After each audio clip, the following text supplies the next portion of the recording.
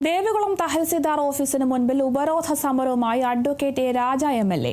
പട്ടയഭൂമിയിൽ വീട് വയ്ക്കാൻ NOC അനുവദിക്കുന്നതിൽ കാലതാമസം വരുത്തുന്നുവെന്നാരോപിച്ചായിരുന്നു എം.എൽ.എയുടെ പ്രതിഷേധ സമരം.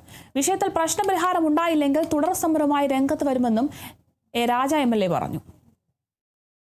ദേവികുളം തഹസിൽദാർ ഓഫീസിന് മുൻപിലാണ് അഡ്വക്കേറ്റ് എ രാജ എം.എൽ.എ. ഉപരോധ സമരവുമായി എത്തിയത്. പട്ടയഭൂമിയിൽ വീട് വയ്ക്കാൻ NOC അനുവദിക്കുന്നതിൽ കാലതാമസം വരുത്തുന്നുവെന്നും ഇത് സാധാരണക്കാരെ പ്രതിസന്ധിയിലാക്കുന്നുവെന്നും ആരോപിച്ചായിരുന്നു തഹസിൽദാർ ഓഫീസിന് മുന്നിലെ എം.എൽ.എയുടെ സമരം. കഴിഞ്ഞ 7-8 മാസങ്ങളായി ആളുകൾ NOCക്കായി അപേക്ഷ കൊടുക്കുന്നുവെന്നും നിലവിൽ ഏകദേശം 300ഓളം അപേക്ഷകൾ താലൂക്ക് ഓഫീസിൽ കെട്ടിക്കിടക്കുന്ന സ്ഥിതിയാണുള്ളതെന്നും എം.എൽ.എ. പറഞ്ഞു. പലതവണ അവർ പല ഓഫീസുകളും കയറി ഇറങ്ങുന്നതല്ലാതെ NOC നൽകുന്ന ഒരു സാഹചര്യമല്ല. ലൈഫിൽ വീട് കിട്ടിയ ആളുകൾക്ക് ഇവിടെ കെട്ടിടം പണിയണമെന്നുണ്ടെങ്കിൽ NOC വേണമെന്നുള്ളതാണ്. അത് കൊടുക്കുന്നില്ല.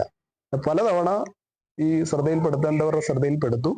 അത് കണ്ടില്ല എന്നുള്ള മട്ടിലാണ് നടിച്ചുകൊണ്ടിരുന്നത്. അപ്പൊ അത് ഒരു കാരണവശാലും അംഗീകരിക്കാൻ പറ്റില്ല.